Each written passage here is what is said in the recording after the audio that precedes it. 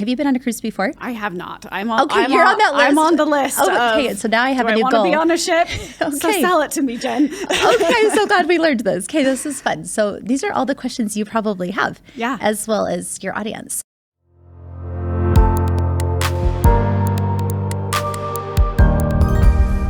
So Jen, thank you for joining us. Absolutely. Thank you for having me. Yes, we love having you come and talk about, obviously, all the things travel and how we can do it still having that financial mindset too. Absolutely. Right? Yes. So one thing we wanted to touch on is cruising. It's this thing, I feel like it's become so popular. Everyone's doing it. Why on earth do I want to book a cruise? Okay, you would laugh because only about 30% of the people we talk to have been on a cruise. And the other 70% is like, should I? What? I'm confused. Like, I want to. It's on my bucket list. And we're like, go for it. It is such a fun vacation. And we'll talk about all the reasons. But I say some of the biggest ones is you get so much bang for your buck. It's such a great value with all that's included. And you only unpack once and get to see so many destinations. So a lot of perks that guests are finding. And once they do cruise, they go again and again and they get to experience new destinations every time. So it's, again, as you said, that financial, the good savings, you get a lot of bang for your buck with a cruise. And we can kind of talk about all the tips on how to save the most and have the most fun. Okay, I love that. And I love the unpacking only once. I know. That is. We might pack a little heavier, you and I. Especially if you have other ones in tow. Yes, right? absolutely. Then that makes a big difference. So why on earth? I mean, cruises, right? You mentioned this. There's probably people that are all about it, right? I have friends that are like, oh my gosh, we love it. We go every year. Yes. And then the other half that are like, why on earth would we ever want to be on a ship for an extended period of time? So maybe for the first time cruisers, what would you say to them? Okay, so first time cruisers, they feel overwhelmed first off. Yes. And I mean, we'll have some people that are like, I want to go on a cruise out of Utah. And you're like, back up. Let's think this through, water. So you have all different levels of knowledge, which is hilarious. But for cruising, the first thing, some of the concerns people might have is, do you have to have a passport? You don't have to if you're going in and out of a U.S. port. We always like them just in case you have an emergency that you can fly back. But that's sometimes it's a concern for people. Okay. Another is, will I get seasick? They have these visions of small boats and no. The ships now are so big. They have huge stabilizers. They're awesome. And then the other thing might be are they party ships? Right. Okay, that's also a really old persona. Now they are a party, but a party for everyone. That is so much fun with so much to do. So those are kind of some of the concerns that we get. And then it kind of comes into, where do I start? So maybe do you want to dive into how do you start and how do you plan a cruise? Yeah, because if I want to cruise in the Caribbean, I got to fly somewhere first. Yes. Right? Yes. I mean, especially if we're coming out of the Mountain West, we're not cruising out of our home state. Yes, and exactly. Is that funny? We once had someone, we're like, okay, Great Salt Lake cruise. That would be fun. No, but so you mentioned Florida. Yeah. So Florida is where most of the cruises. In fact, Port Canaveral, which is just outside of Orlando, is where 75% of the world's cruises go out of. So I always recommend for first-time cruisers, there's two ways to go about it, but I really like going out of Florida because I want you to have the best first experience, and that's where they have their best ships with the most destinations and the most things to get to experience, see, do, private islands, all the fun. So I typically say first timers, try to get out of Florida. And I like to have a 7-day, the full week experience. So again, you get the full experience of a cruise, all the magic, all the fun. And the other way to go, though, if you're a little hesitant, I want to go on a cruise, but that seems long and I don't know 7 for days, sure. Yeah. And so you can also do where we're here in Utah or the West Coast, going out of California could be kind of a shorter length of stay. And there's some new ships coming too that are exciting, that are nicer than they've ever been off the West Coast. So you could do a 3, 4, 5 night cruise, kind of sample it, make sure you like it, get your feet wet, and try that option too. And if you're doing that shorter length, I would stay either, West Coast closer to home, or maybe combine it with a vacation to Florida with a theme park like a Walt Disney World or Universal Orlando. So you still, kind of have those two vacations back to back. But so that, kind of the first thing is where to go. Yeah. Then kind of after that, so kind of deciding is which cruise line, because that also can be. Yeah, there's so many. There are tons. Have you been on a cruise before? I have not. You're on that list. I'm on the list. Okay, so now I have a new goal. Do I want to be on a ship? So sell it to me, Jen. Okay, so glad we learned this. Okay, this is fun. So these are all the questions you probably have, as well as your audience. So Okay, next is just which cruise ship. So it's kind of like choosing a hotel. Like a lot of people will have a brand that they like. So maybe you always stay at a Marriott, or you really like Hilton or Hyatt houses, or, whatever you're used to. That's kind of how cruise ships are too. Okay. There's really a lot of good options. And we're known for Disney Vacations, of course. That's where we were founded, with Disneyland Vacations. So a lot of our guests do choose to sail on Disney Cruise. They are the smallest cruise line, maybe not in the world, but like that we sell. They have 5 ships, but they are like getting more fleet. In fact, they have a new ship coming out this December, which is exciting. Oh my goodness. And like lots of ships slated for the next few years. But a lot of our guests call in wanting a Disney cruise, and then they price it and they're like, okay, maybe I don't know for sure. So some people just go for it, or others will be like, what are some other options?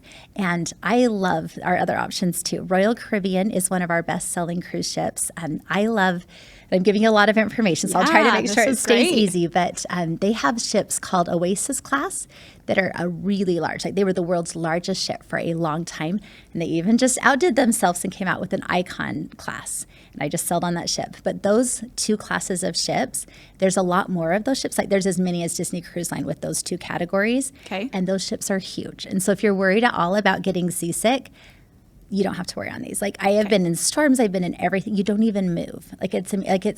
You move. I'm not saying that right, but you don't feel like you're moving because they're so large. Yeah. So Royal Caribbean, they have tons of fun stuff for families as well. Just like Disney, we cater a lot to families, but also, groups, all kinds of different friends that are going, just any type, couples. Both of those cruise lines are great for that. And then again, I'm kind of walking down in price a little bit too. Yeah. Carnival's also that choice that like people kind of maybe start with Disney, think price Royal, and then they'll price Carnival. And with Carnival, in fact, my in-laws, this is what we go with them like every couple of years. They do this as the gift for vacation. We go as a large family. But Carnival, what we like about that is if you stay in one of their 5 newest ships, that's kind of my recommendation, like stay with the new or the newly refurbished, but they have really good food, lots of fun for not as much on entertainment. So like when we go with my family group that goes on that ship, we'll play cards at night, and we'll know that the show's like you get more for your money with Disney and with Royal on the entertainment. But they have delicious food, a lot of fun activities, big ships, and they were the first cruise line though, so that's why I'm kind of like maybe don't go on their older ships as much because they have been around longer. Okay. Their 5 newest ships, I think you're always safe, and you don't have to know all this stuff. Like you can talk to our team, and like we can help you with all of those ins and outs too. Love that. Okay, so I'm over my fear of booking a cruise. I know where I want to go. I know the ship I'm going to right? I know the ship I'm going to go on. What are the other like perks? Let's say, like you mentioned, you go as a family.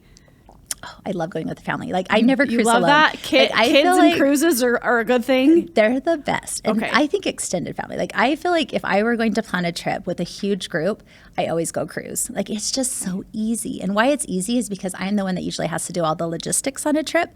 So I'm always like, okay, dinner. Oh, where is dinner? Oh, I've got to find a reservation for 40 people. Like, where are we going to eat? We're going to eat at McDonald's now because it's too hard. Like, no, it's just hard. But on a cruise, you have a set dining. You have your own table waiting for you each night. You could have a group of 60 and you're fine. Like you have all of them in their own little dining room together. It's awesome. But for cruises too, like you get to be together as much or as little as you want to. And there's something for everybody. Like for example, we went on the new Icon of the Seas with our family. That's what our family had done for Christmas as a gift to all the cousins and kids. It was so fun. But we had our nephew, he won the surf contest on the Flow Rider. And like he was surfing all day long. My kids like to tan. They're always tanning. They're always having fun reading a book. And we had other kids that were younger that were in the kids camps. And there was just like, you kind of get the idea. Like the dad was, my grandpa was mini golfing with the kids and some were playing basketball. Like there's stuff to do all day long. And then you can gather together at dinner. Everyone's had a great time. And all of that's included, which is just, you can see like that could add up a ton. Absolutely. But it's such a good value. So many fun things to do for everybody. And it's really a fun, so kids absolutely would love it. I love that. And you mentioned earlier too, you get to see the world. Yes. Right? So tell me more about the different destinations, because that's maybe one of my other fears is that the ship's going to leave without about me? That's we got to talk to that. Yes. Okay. Yeah. Perfect. So, like I said, kind of starting in Florida is one of my recommendations. We've gone to Florida so many times, and you can do Western Caribbean, Eastern Caribbean, Southern Caribbean. They're private islands. Like there's so many different itineraries. And what's fun is once you go on a cruise, because you're going to love it, you're going to get hooked on it, and you're going to be like, now I want to go see some other places. Our in-laws, they just got back from doing a Northern Europe. They went and did like Ireland and Scotland and all of those fun. They did like a 14-day cruise. But they're really, there's an option to see anywhere you want to see. And you get to see it in such a fun way where you, again, don't have to unpack again. You just pull up to the port. You have a full day of fun. Then you get to go back. You're comfortable. You have dinner ready for you. It's included. Like it's a great cost-effective way. And also just, it's, I think, just such a fun way to travel and experience different things. And you can even get onto like river cruises eventually and do even more quaint towns and see more of the world. But even if you just stay in our country, though, like it's so fun. We'll do the same destinations again and again, but we'll try it on a different ship, and that feels like a different experience. Yeah. And it's just, again, a fun way to gather, an easy way to see a lot of the world. And there's sometimes good specials, too, depending on where you want to go. Like booking early, some of those like really unique itineraries, you want to book even earlier because maybe they'll sell out. But in general, depending on time of year, we can always find you a really good price on a cruise too. Okay, love that.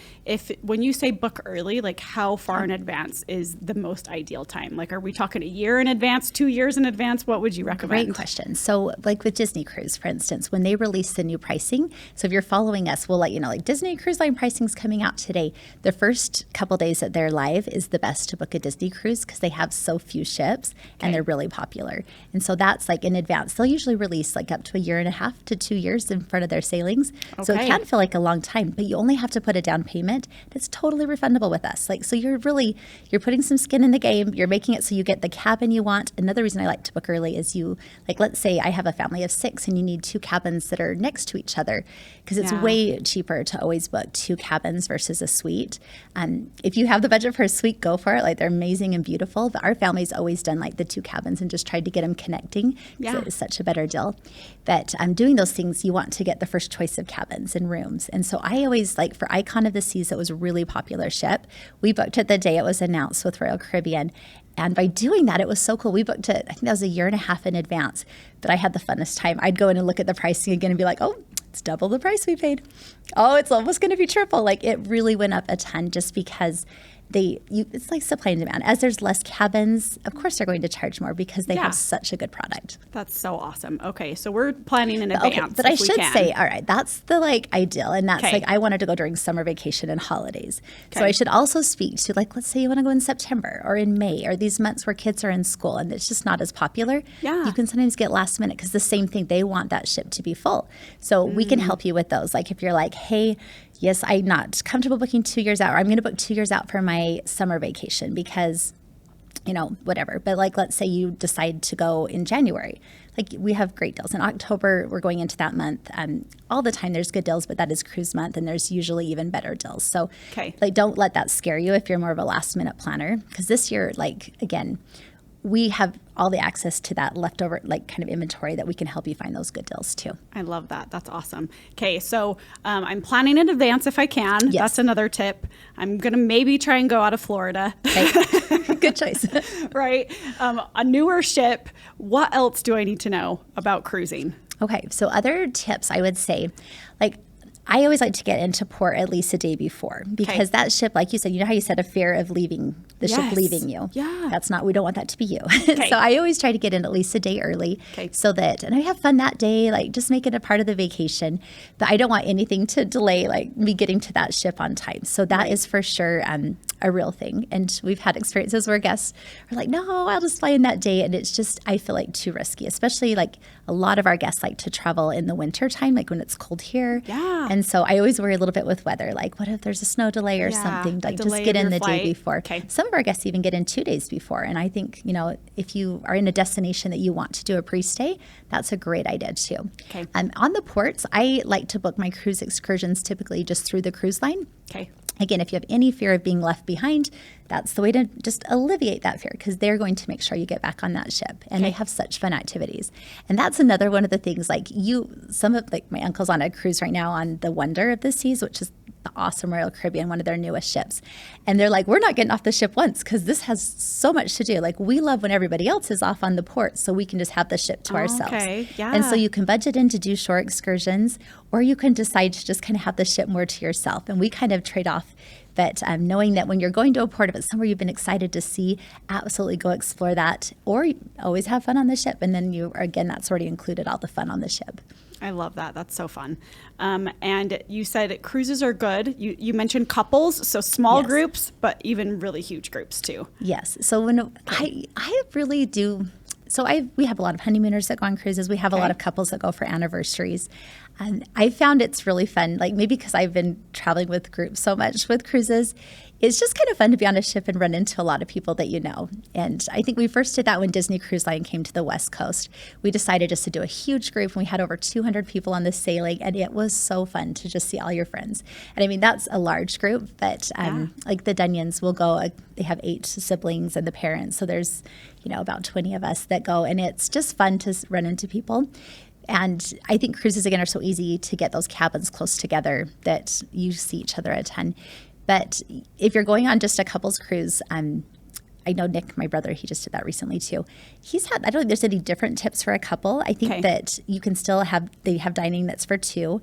You could maybe also do, instead of I usually do the set timing for dining because we have a group. Yeah. But if you're just a couple of 2, you could do the flexible dining. So it's still, totally when you'd like to. They have a lot of specialty restaurants that you can pay a little extra for. If I only had 2 travelers, I'd probably do that. Try out all the fun new restaurants, do some of the more exclusive things because you're not doing it for a group of, such a big group. Yeah, I love that. Did I mention cabin selection too? When we were talking about, so that's something I do want you to know. Okay. Because as a first-time cruiser, I do think that's important. So sometimes when you're booking a hotel, a lot of people maybe don't look at the view as much, but on a cruise, that's important. You want to know, when you're booking a cruise, the least expensive price is an inside cabin. Okay. And what that means is it's inside of the ship, so you don't have a window.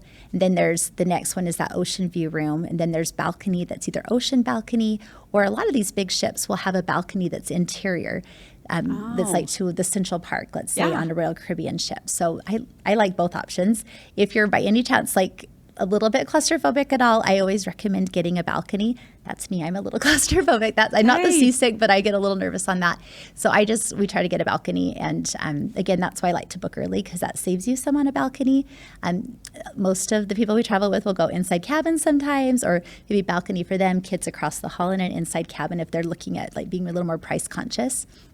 But, that is a fun thing that when you're selecting your price, that's why you'll see a differentiation in some of the pricing is just because of your view type and what the window selection is. Awesome. Well, thank you so much, Jen, for joining us and teaching me everything about cruises. This was so fun. I can't wait for you to cruise. I want all the pictures. Okay, you got it. You got it. And thanks to all of you for joining us as well. We look forward to seeing you not only on your cruise, and hopefully we see your pictures too, but obviously back here on the next episode of Guiding You Forward.